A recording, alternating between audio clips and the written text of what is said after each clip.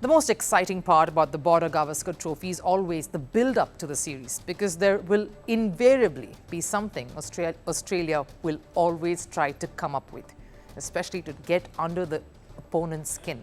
In this case, of course, India, to try to rankle them ahead of the big series. This edition is no different. The war of words between India and Australia, the mind game, so to say, very critical, especially when you are a good side about to take on Australia, has well and truly begun. Former Australia captain Ricky Ponting's comments about Virat Kohli is what stirred it all up. He said Virat was not who he once used to be. I saw a stat the other day about Virat. It said he's only scored 2 Test hundreds in the last 5 years. That didn't seem right to me, but if that is right, then that's a concern.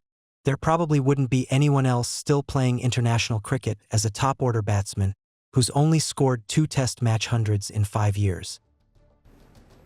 So, of course, the media just had to spring this on the very impulsive Indian head coach Gautam Gambhir, who responded with equal measure. What does Ponting have to do with Indian cricket? I think he should think about Australian cricket and, more importantly, have got no concerns whatsoever for Virat and Rohit. I think they are incredibly tough men. They have achieved a lot for Indian cricket and they will continue to achieve a lot in future as well. Don't get me wrong, Gambhir of course should have backed Virat Kohli there, as any head coach should when his players are being put down, but maybe he could have avoided taking a dig at Ponting. So that wouldn't be the Gambhir that we know, and what's the fun in that? Let me weigh in here. How can anyone really disregard or take a batter like Virat Kohli out of an equation when it's India versus Australia in particular?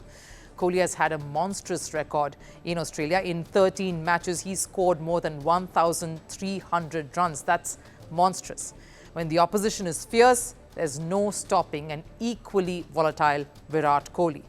So Ponting was clearly trying to put some spokes in the wheel to rile up the Indian team, and he may have partially succeeded.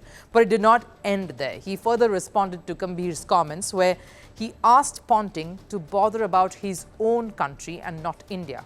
And that brought out yet another colourful retort. I was surprised to read the reaction, but knowing the coach, Gautam Gambhir, he's quite a prickly character. So I'm not surprised it was him who said something back.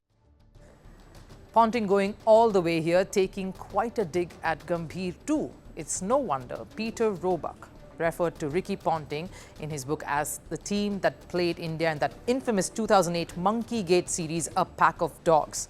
Ponting is surely not scrappy. He can fight on the field with the bat and, of course, off the field with his verbal jibes in equal intensity.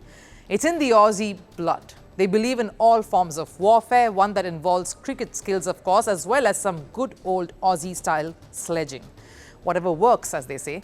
The first test is little more than a week away, and already all of Australia is waiting for the series to kick off. And this is one cricket team that will have its fans play along too.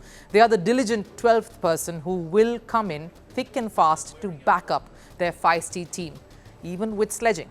The infamous Shane Warne's Bay 13 and its rowdy crowd waiting to attack the opposition fielders.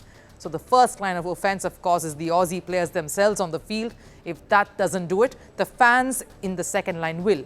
There's, of course, a third line too, ready and armed with equally scathing words. Want to know who that is? Of course, it's the Fourth Estate. The Australian media come in anytime their team needs some backing ahead of a series that is, to be fair, and they are equally sharp and critical when their team flounders.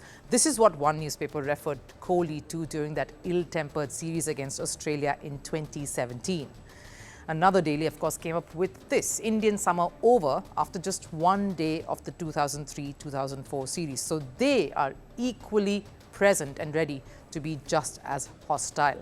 So all of them act together in great harmony to make sure the tour is as difficult for the visitors, more so when they are capable of beating their own team, the hosts. So clearly the knives and pens are out, and India has walked into the cauldron that is the hot Australian summer. Exciting to watch who will come out of this battle unscathed.